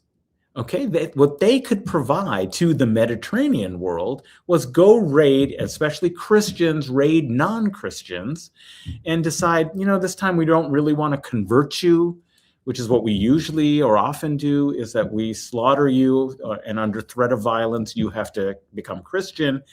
Sometimes we'll just take you because we can enslave non-Christians and sell you to the Byzantines, to the Islamic lands, etc. And so that's what the early medieval economy was based on. So of course, why would anybody be that interested in Cairo, in, you know, the Indian subcontinent, in China? Why would you be interested in going to, you know, these forests with? Yeah, what are we gonna do with furs, to be honest? But yeah, what are we gonna do? And I have a theory as to why the Muslims only, you know, went into Spain and sort of stopped there in the south of France. And the theory is because, as you probably know, the Gibraltar Strait is fairly narrow. I think it's 12 kilometers. So is it that like 8 miles, 7 to 8 miles? Sounds like a strait somewhere and else. The Europeans were waterphobic. That was a population that never washed, and it stank all the way to Maghreb. And this is why our Muslim siblings had to sacrifice themselves to go all the way into Spain to teach those disgusting, you know, bottom dwellers to wash. so that it wouldn't stick up the whole of North Africa. but the That is the teaching- reason. And it's actually totally compatible with your theory. It is. I mean, it's an interesting point, totally, Benji, because the teaching didn't stick because the first thing that the Castilian In the and 70s, the French would use one toothbrush every 3 years. I swear to God. But the Aragonese and Castilian, the Spanish kings, at a certain point, when they decided we can't assimilate despite forced conversion of the Muslims, we can't really assimilate them, or we don't want to assimilate them, or it poses too many problems for how we draw the lines of difference that we need to maintain. Now that we are all supposedly Christians, this is a problem. So let's invent, limpieza de sangre. Let's invent, purity of blood, so we can move that towards a proto-racial and racialization kind of system. But what is one of the first things that they did when they decided, we can't really tolerate these people, they're not assimilating? They said, well, we got to get rid of their bathhouses. They keep going to the bathhouses. They're not assimilating. They listen to this funny music. The women put henna, on their hands and decorate themselves. They wear a veil or headscarf. But, we also have to get rid of these bathhouses. Now, you would think that they could say, we don't like the henna, don't speak Arabic, but these bathhouses are pretty nice, but no, they wanted to suppress those because they so associated them with a kind of foreign style of life that was a challenge. It's interesting. I mean, they appropriated many other nice and beautiful things, but I think it's interesting, Benji, that you bring that up, because that didn't stick, for that period of history. Yeah. Anyway, I don't know. We got off onto one of these tangents. No, I think that's a good tangent. I mean, I think one thing we get about backwards. to probably go and launch and start talking about the Crusades, so we better, kind of move on to something. So, but we've been talking about sort of like the subject of history changing, right? Like Americans are having to get used to the fact that they're not the center, or they're not the decision makers. Mm-hmm. And we have actually gotten it all backwards, especially the way I learned it. I was in Norway and I went to a museum, and then they had some gold, like a necklace.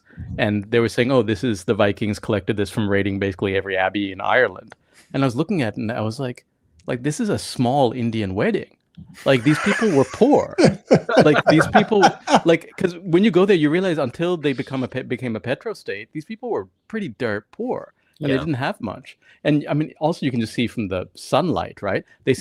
Before fossil fuels, solar energy was the energy source, and solar driving wind was the other energy source. And then the grain and stuff you could use to feed animals and feed humans was the energy source. So solar energy was power. And so when they went colonizing, they were going for the energy, just like they go for the energy in terms of fossil fuels now. They were going for where the solar energy was. And there was that energy differential, that negative pole in the north, and then that more positive pole around the equator or the south.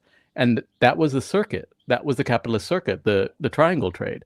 And it, not coincidentally, if you live someplace with more sun, it kind of shows up on your skin. You end up darker. So people without solar power, like Benji, end up whiter. It's a pretty useful heuristic for seeing like where, who to rob essentially, and where the energy is at. Obviously it gets mixed up through colonialism, but we get it backwards, right? I mean, I saw an ad in Sri Lanka. I mean, this is common, where they're talking about like French perfumes. And it's like, we have like flowers and fruit here. And if you go to Paris, it like smells bad. And there's like dog shit everywhere. Well, where do we get this idea of French, like good smells coming from France? Why do you think the French need perfumes? Yeah, why do that's what my mother always said, was like, well, look, we had the bathhouse, they had the perfume to cover up. Yeah, so they were like pissing in the curtains at Versailles, and like that became civilization. Yeah, that's it. Well, everybody has a contribution to make, Benji. We gotta have this more ecumenical view. Like, all societies and cultures have something to give. As the token Whyte on here, may I? Yeah, Benji's on French my also. people? As much as Sina tries to tease him, Benji's actually French. I am French. I'm not. But I think the point. I'm not Mizrahi French Quebecer. But I think the point, coming back to how this might work out in the fragmenting of the imperialist system now, is that age of dominating the world through sea and then by extension air, which were these kind of technological leaps, and the air the aircraft carrier is in fact actually the perfect example of this form of imperialist domination. Like that's the apogee of technologically, organizationally of that, which is a great kind of naval ship that could be an airfield at the same time from which you could launch air raids and attacks, right? So it's a combination of the older colonialist maritime model with the new 20th and 21st century air power as dominant. And what we're seeing is a kind of return that has been waged, by indigenous struggles, anti-colonial struggles started, like you could say even before Vietnam, but the FLN, but the Vietnamese, like these era of colonial struggles that had none of those, but fought, in the dirt, right? And brought the empire down to that level, forced it to have to come to that level. And that what we're seeing, is the return in some ways of the land-based empires. It's Belt and Road. It is, controlling Straits of Hormuz because you are a strong kind of geographically integral old center of geopolitical economy, of culture and civilization. So like we're going back to that kind of,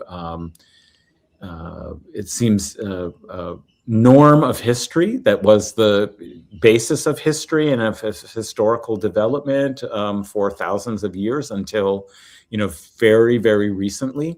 And that form of hegemony is being dismantled, and with it, the natural... It's what the Americans call tyranny of geography. There's a McKinsey report called Tyranny of Geography. And sometimes, like, this goes without... We don't think about it, but what is America doing in the Persian Gulf? Like, what is someone 10,000 kilometers away doing in the Persian Gulf? That'd be like Sri Lanka saying, like, having some command over Gibraltar. Hudson Bay. Why? Yeah, I mean, we should have the Hudson Bay. We'll get the Hudson Bay through Toronto soon enough. Don't worry. But yeah, I know it's starting. Yeah, that's right. Just go to Mississauga and Brampton. I mean, it's South Asian territory.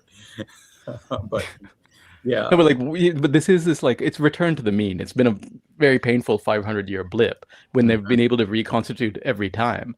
But I think this is a different time because they've lost naval power and air power, and Iran more than anybody has showed that. It's a new paradigm. Like, I think riding a plane into war is like riding a horse into war now. Like, why would you do that when you have missiles and drones? Using an aircraft carrier when, you have an aircraft carrier called land that you can go deep underground in, under mountains. It's an anachronism, something like out of time. Yeah. Especially if you consider the development of air power from its very beginning was a colonial police model, right? Like it's the Italians using it on Libya in 1911. And we've witnessed, it took a century to have, it's a guerrilla, like it took a century of guerrilla warfare to develop the technology on a much cheaper level, scaled up to undercut the basis of that air power, right? And this is where the missiles come in, and this is where the drones come in. To me, like as someone who's written about guerrilla warfare, it's really interesting, right? Because I think that's what we're witnessing. It's just guerrilla warfare being waged by sovereign nation like Iran or other groups that have managed to, perhaps for the first time since the late 19th, early 20th century, to undercut that aerial and naval superiority that Western powers have had, whether it's through the use of drones or missiles, or like what the Yemenis did to the Americans in the Red Sea, which is like, we have it. I feel like for obvious reasons, the Americans don't want to talk about that. But if you read some of their military documents, they're very honest about what happened when they sent in those carrier groups into the Red Sea. And they're like, oh shit, we have to leave because if we stay here, they're going to take us out. And that's not even a government that has full geographic control of a place that is called Yemen, right? And nonetheless, they still managed to defeat the most powerful navy in the world, right? So it's really interesting, right? Why do European colonial powers win in the late 19th century? Why are they being defeated now, right? And obviously, I'm thinking about the U.S. within that group. And it's interesting that it took about a century or so of certain form of technological and intellectual and epistemic development to develop the tools, the guerrilla warfare tools, to take out and attack and undermine the bases of that imperialist colonial power. It's really interesting to see. Before, I mean, we talk about Algeria, we talk about the FLN, we talk about the Vietnamese, But someone like Vikram Gill, the scholar Vikram Gill, will talk about like what Iran is doing is unprecedented. Like it goes beyond perhaps what we saw in Vietnam. It might go beyond what we've seen in Algeria, right? Because again, they have managed to undercut the power of these colonial powers, their military superiority and power that they've demonstrated since the late 19th century. And in that sense, that's what I meant, I think, in a certain respect at the beginning of our talk today, that the West is no longer the sole agent of history and is having a lot of difficulties coming to terms with that. They're being forced to with a shahed, or with a variety of other different types of military instruments. But it's quite a time to be alive. I love that. Thanks, Alex. From the beginning of this, we've been saying that this is Gaza was the Stalingrad, and what we are witnessing is a slow motion Bagration operation. So Bagration operation was the counteroffensive that took the Red Army from, Stalingrad really, and well inside the Soviet Union and Russia, all the way to Berlin and the Reichstag. And this is what we're saying. So it is bigger because it's the main imperial power that's at stake. Again, Nazi Germany was a fearsome imperial power, but it was in a way a proxy of world imperialism. Now it's the big guy himself, it's the boss, like in the video game. It's the boss with his final it's the final boss. It's like Bowser. With one pit bull, a Zionist pit bull, and a bunch of EU chihuahuas, yapping around. But it's the final boss. And we believe this is the biggest anti-imperialist counteroffensive of the 500 years. Yes. And I will keep on saying this until victory parade in air quotes. And hopefully they reach London. I was going to say Paris, but London in such a horrible state, and it needs a good wash as well. So siblings, don't stop until you free everybody. Although, of course, we white people cannot demand a single one more drop of brown blood to save us after having literally drank the blood of the global majority for 500 years straight, whether we like it or not, whether we agree or not. And it's not just white guilt. This is just, the political economy of the thing. And Alex, you were talking about the new form of guerrilla warfare. And it reminded me one thing I heard on the Cradle today about this Gaza high-tech concentration camp. The explicit intent is to cut off the guerrilla from the population. So we know, I think, from Mao that it's always, yes, guerrilla needs to be like a fish in the water in the population. And when you donate to Gaza, you are actually putting nutrients in that water. So know that, if you don't have the guts or you don't know how to make your way, or they wouldn't have you, or like me, you can pretend you're too old, but, Martyr Sinwar was my age when he was still on the front line to join the armed struggle. You can actually nourish the water that feeds armed resistance. And the Battle of Stalingrad of our days is not over. And know that every single dollar you contribute, you can tell your grandkids in 50 years, I was there and I helped Gaza hold. And that was what actually brought 500 years of genocidal imperialism finally to its knees.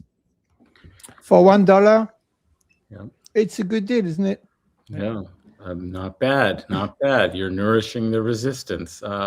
There's also one reason why, in addition to the individual appeals that we do to help people in Gaza remain and stay on the land, I do like mutual aid organization, collective groups like the Samir Project, like Dahnun Mutual Aid, because they're trying to do it in a collective way. And that's, of course, what needs to be preserved is the society, the individual people, but the society on their land, continuing their resistance. So whatever we can do to strengthen that society and make it more capable of lasting through this period of intense genocidal violence, to be able to come through it and maintain their life on the land by, surviving and ultimately thriving. That's what we have to do. And as part of that, you can give to Dahnun Mutual Aid as well as the two fundraisers we've been doing. I put the link in the chat, but it reminds me also so much to mention also that the Gaza online course that you have so generously supported here on this channel, so many of you, is about to start. We had our first meeting, an organizational meeting. There are 170 students who signed up. I don't know how many of them will be able to stay through to the end, but at least that's the pool of students we're beginning with. Of course, they have so many challenges that they're dealing with that may prevent some of them from completing the course because of other priorities, also the fact that their schooling has begun online with Gaza universities that, of course, can't reconstitute themselves, in their physical campuses, but are offering classes online. So they've got a lot going on, but 170 people who I don't even know how it was advertised or circulated to them, but 170 people want to learn about anti-colonial resistance history, because they are living through an anti-colonial resistance struggle. And this discussion that we've been having about guerrilla warfare and so on takes on a real meaning, it seems to me, when we put it in the context of people actually studying potentially these things as they're living through our brothers, sons, fathers of people who are engaged actively in resistance, and all, of course, the brave and incredible women who are the backbone of maintaining themselves on the land. I mean, it's really important. So holding up half the sky.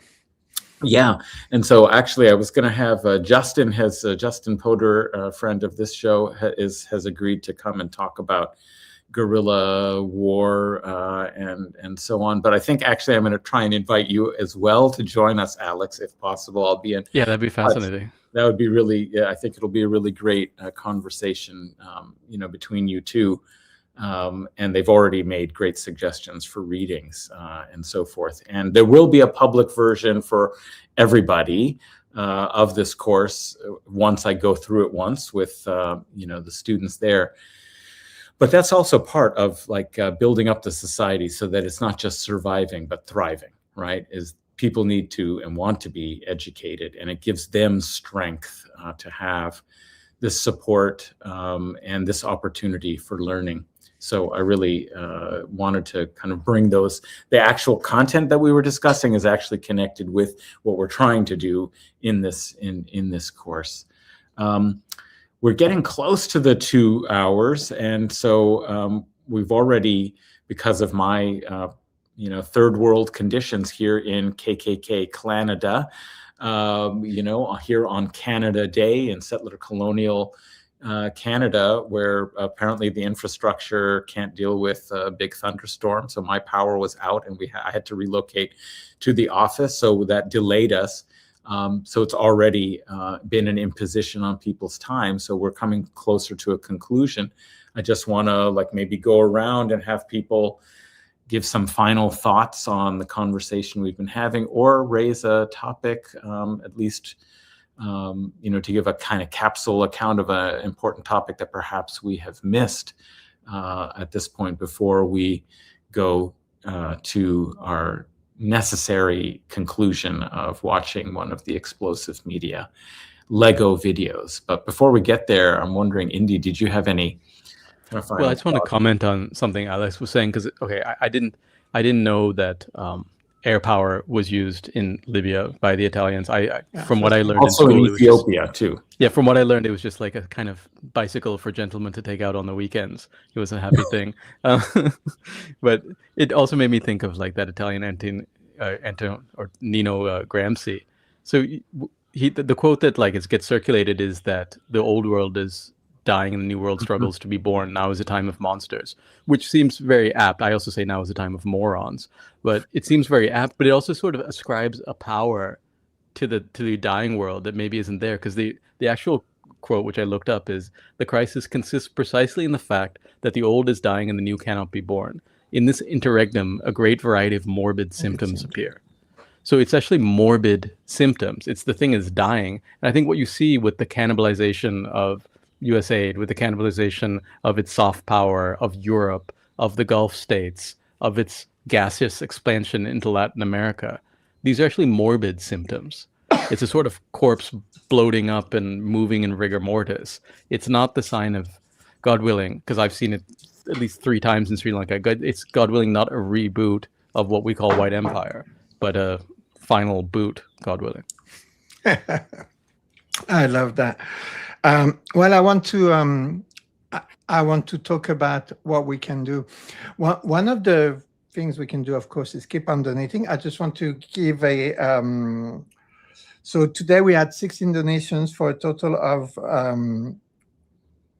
nearly $1,250, which is extremely impressive for one live stream. So undefeated chat, you guys are every single one of your little drops is flowing in the direction of Tufan Al-Aqsa that is already washing away so much of imperial illusions. And I think this is one thing we can do. You know, we have been atomized, our modes of socializations have been completely fracked by White Empire. Our social natures barely exist in settler colonies because everything, our ideologies, our spirituality, our religions, everything is just made up bullshit to justify genocide. But one thing we can do is always think about our speech, about our public speech, about our speech on all those platforms. Does our speech serve to nourish the spirit of resistance inside our hearts and inside the hearts, as we can imagine, of the folks who read what we put out or what we retweet or what we say around the water cooler? Or does it make people feel like resistance is futile? And there I want to say one thing. If you're into this to preserve life, sometimes even a truth is defeatist, because if you don't have, you know, if I go, Cuba is already defeated and say I'm right, what am I gaining? What difference am I making in the world? If I go, Cuba is not defeated yet, and I may be wrong, but I inspire a few people to do something material to support Cuba, then that's much more useful. So, you know, we have to be humble enough to go, there is, okay, what maybe is the case, by the way, we don't know because we're not on the ground, but does our speech nourish the spirit of resistance or make us and others feel that resistance is futile? And on the other side, very, very important, when we think about the psyche of White Empire, this is literally a narcissist on cocaine, right?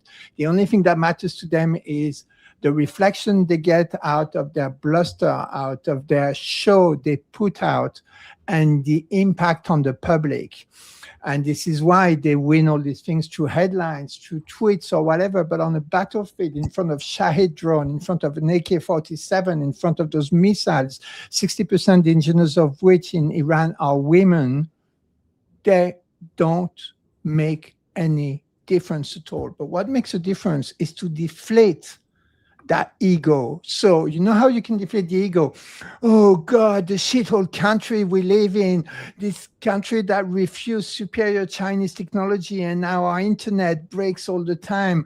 Oh my God, we don't even have, you know, so-called Chinese overcapacity now. Who's talking about Chinese overcapacity in the production of air conditioning machines? Oh, there's no overcapacity anymore. So every time you poke a bit of fun at that, you know, bloated ego of a genocidal white empire, you're actually doing the Lord's work and you're nourishing the spirit of resistance. And every time you amplify their narratives of imagined victories in the future, because they've always won in the past, so they will always win in the future, you are doing the job of inflating their ego. And if there's one thing a narcissist on cocaine doesn't need, it's their ego inflated.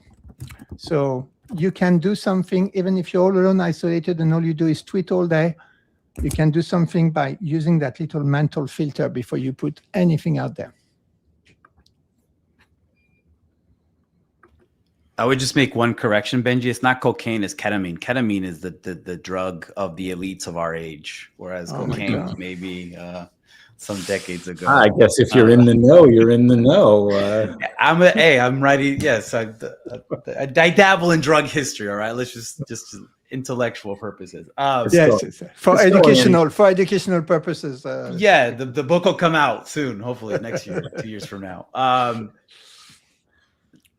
Let me just say the guerrilla. I wanted to say one more thing about the guerrilla warfare. One of the for me, what I've been thinking a lot about, and actually I've been chatting with Justin about it, is for me the symbol of guerrilla warfare right now, like technologically, is the FPV drone. Mm-hmm. Because like other drones, it's taken away the hegemony that imperialist powers had in the sky, over the sky, in the air. But it also does it, and it obviously has a military function. But the fact that it transmits video accomplishes something else that's always been historically difficult for guerrilla movements: is how do you get your message out? Mm-hmm. How do you propagandize people who may be potentially your supporters within your geography of resistance, but beyond transnationally as well? And for me, it's really interesting to think about how these FPV drones manage to accomplish a military, a political, and a propagandistic function all at the same time. And it's something I think that the resistance in Gaza also, with their GoPro cameras, accomplished, right? Just thinking about the impact that a guy hand delivering an explosive to a Merkava tank, like just what that image did globally, is something that historically guerrilla movements always had a difficult time doing. They use the technology of their time, right? Newspapers, rumors, radio, right? In Cuba and El Salvador and others, they use radio. But it's really interesting to think about what the FPV drone is accomplishing, like a variety of functions that it's accomplishing at the same time. Some of those morbid symptoms are domestic as well, Indi, to your point, right? So the fact that you have people who are protesting ICE concentration camps getting 50 years in prison, 30 years in prison for having anti-fascist zines, that is a morbid symptom. The fact that the right in this country wants to get rid of birthright citizenship, and they're having this week-long freak-out moment over birthright citizenship, it's another morbid symptom that is, again, weakening the empire from within, I think, because that's part of its soft power. It strikes right at the idea of what the United States supposedly is as a quote-unquote nation of immigrants. The last thing I'll say is Code Pink, I think, is put together a list or a way of donating to people in Venezuela as well. The number of potential casualties from the 2 earthquakes is in the tens of thousands, above 50,000 potentially. So, it's pretty enraging to watch mainstream media, or to read mainstream media blame the response to the earthquakes on Chavismo or socialism and all that bullshit, and not ever say, mention the economic warfare that's been waged against Venezuela for decades now. But I think if you go to Code Pink, I think that's like one link that I've seen that's been shared around in some of my chats, where I think they have a way of getting funds to some of the comunas and other popular organizations on the ground that also need our help. But that's, thanks for having me on. Thanks for letting me show off my Iran está en Tijuana shirt.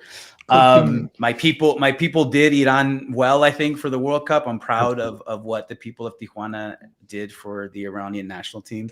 Such a stark contrast to the United States government officials being gleeful about the way that they treated the Iranian national team. So thanks, guys. It was fun. They cheated. They cheated. I just put the link for the Code Pink appeal. So, siblings of the chat, thank you. I'll spread it far and wide if you can. And of course, donate if you can. Yeah, Sorry, Indi, you are going to make a good joke. Please. No, that's all just the indignity of Iran, of them cheating to push Iran out, and also cheating by basically not letting supporters of other countries in. It's worse than the Nazi games, right? The Nazi games were far more inclusive. I read somewhere that it was the death knell of football as a global sport, because other national teams didn't say anything, like other players didn't say anything to the fact that all these international Iran's victory institutions, was stolen, including FIFA, is being exposed. So this is also, again, a loss of power. that was a soft power. The idea that even sport, you could see it when they started kicking the Russians out. But this is a collapsing of the empire, not an expanding. Basically, what we call the White Empire, its number one power is invisibility. That's what made it powerful.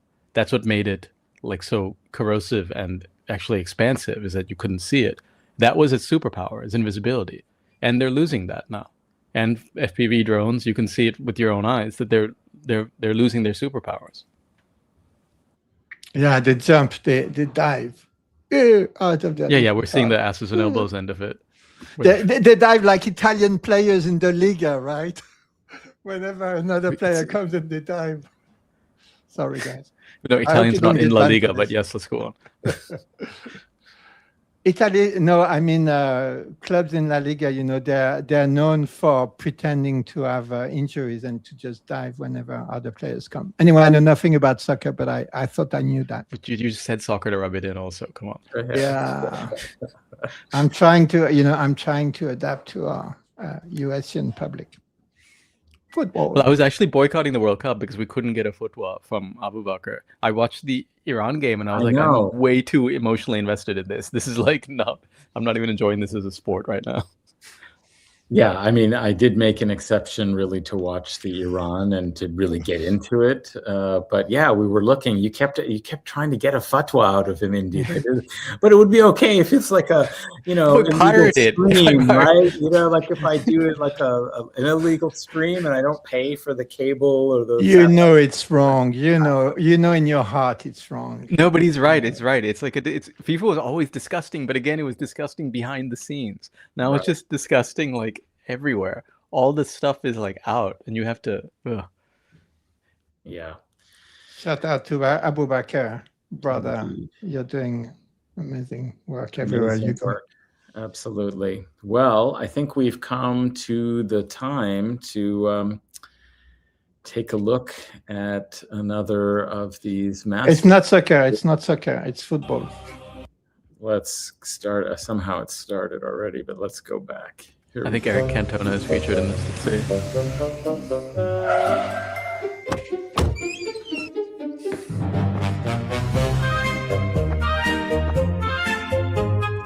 The music gets better all the time.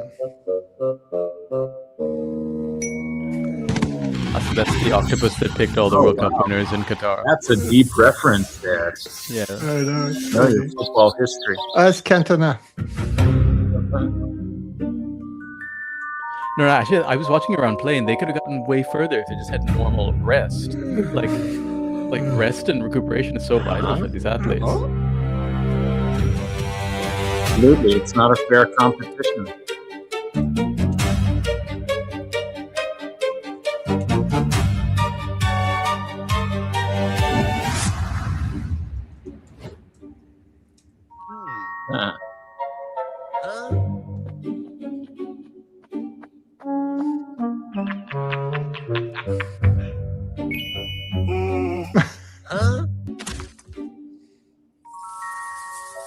How much is this amazing creature?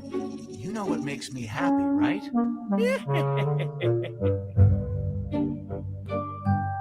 He's trading octopus for oil.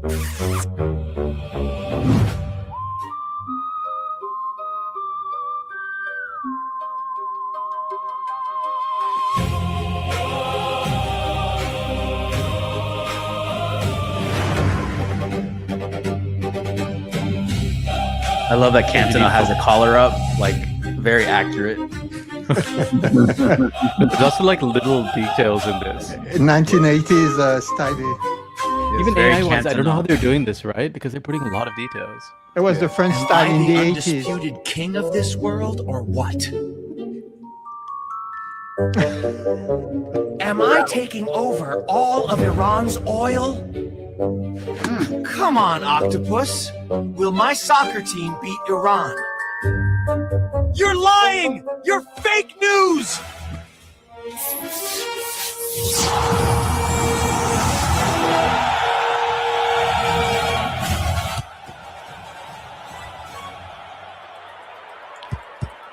Okay, that is interesting, like the uneven playing field.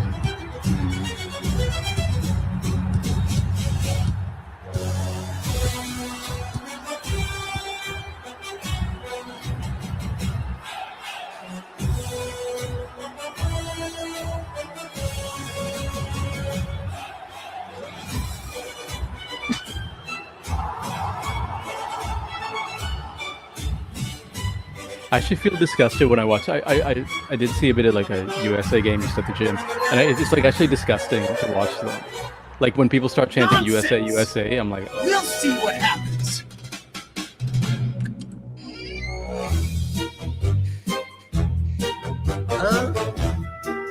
I love how the moral center of this is the octopus.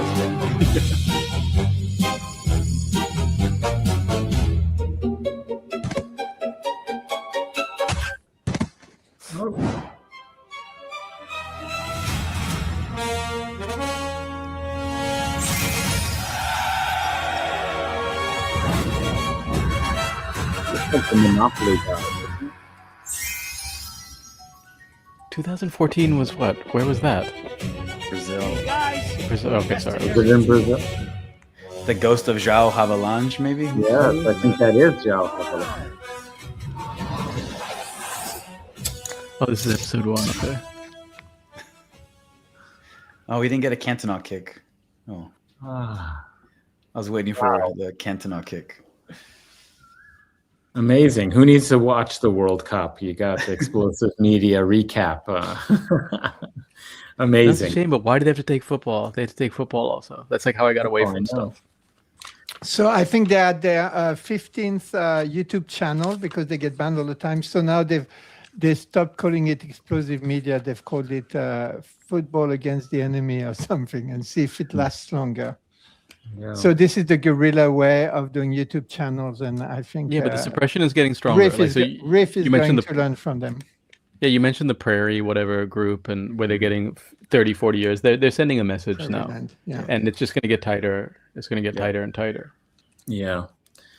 Well, while we have it, glad we can use it and do something good for people in Gaza, people in Venezuela. We've put the link there in the chat, so please do also be generous in supporting, people who have suffered this terrible decade and more of serious sanctions that have affected their ability to respond to 2 devastating earthquakes in Venezuela. But also for all of you for being here. Again, wonderful discussion in the chat and a great conversation here on the panel. It was wonderful to have Alex as our special, not mystery, but special guest. Thank you, guys. It's been wonderful. So thank you, everyone. Until next time, peace with justice and solidarity to you all. And free Palestine and swifter still victory to the free people of the world. Great shot, Alex. Bismillah ar-Rahman ar-Rahim.